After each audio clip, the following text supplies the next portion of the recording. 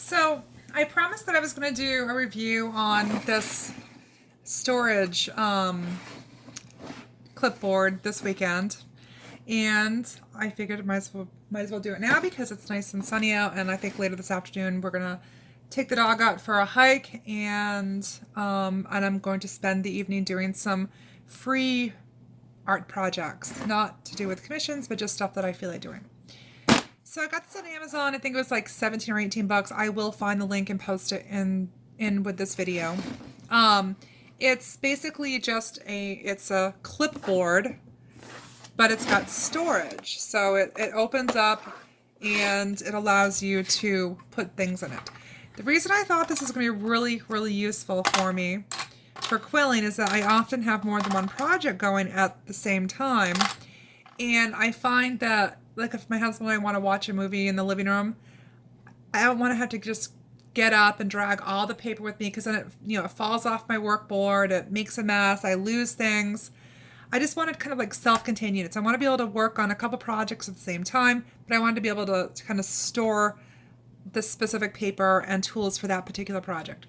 This was something that I spent about a week going through and making a decision on, and I chose this particular one because it seemed to have the most depth. So, just for example, I'm going to go ahead and show you this right here. So, this is 3/8 inch paper, so it's the widest you can get from Quilt Creations.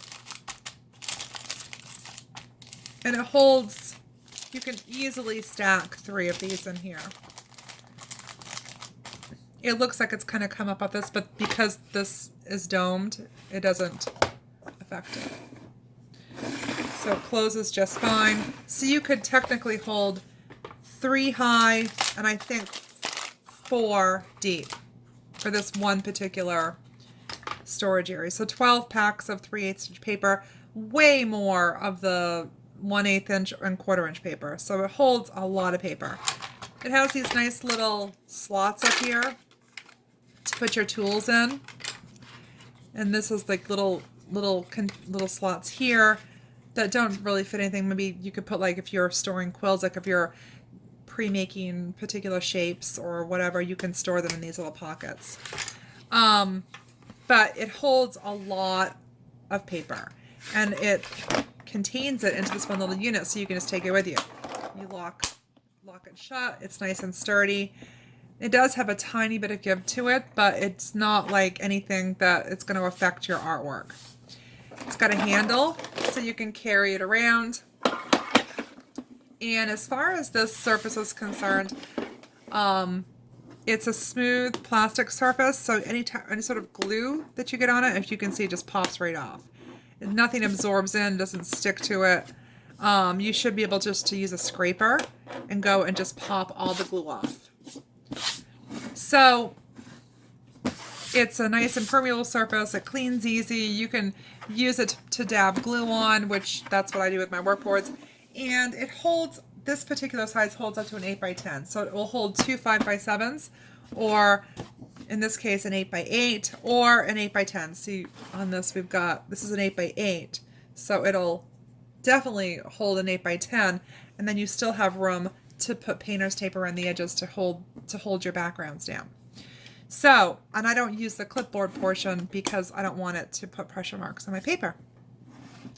Basically, so it's an ideal. You can have a couple of these going. You have a couple different projects. You keep your paper self-contained. It keeps the mess to a minimum and allows you to transport it. Now, the other thing too is you could pop your artwork off. And suppose you got to go, like you're going to a family gathering, maybe after the pandemic, I don't know, if it ever ends, and you can just put your artwork inside on top of your paper and store it, and then everything is safe. Or if you're like me and you have a cat who decides to go prowling around at night, and she will find only your artwork to jump on top of, at night you could pull it off, put it inside to protect it. Protect it from water, whatever you're doing. Or you could do what I plan to do, is just keep it on the board taped down, and then just store the paper inside and have a couple of these going, because I always have multiple projects going at the same time. So, a Other than that, I think that this is pretty self-explanatory. It was definitely worth the $17 or $18 I paid for it. It's just a lovely thing, and I'm actually going to use it this afternoon. I will put a link in this video in the description of where I got it, what it's called, how much it was, because I can't remember exactly. And I guess that going forward in the future, if there's anything that you're interested in me reviewing, any products, anything that you're interested in my opinions on, or want to have a discussion or commentary about, let me know in the comment section. I'm willing to do that sort of thing, because it's kind of fun to test out new things and offer my opinion.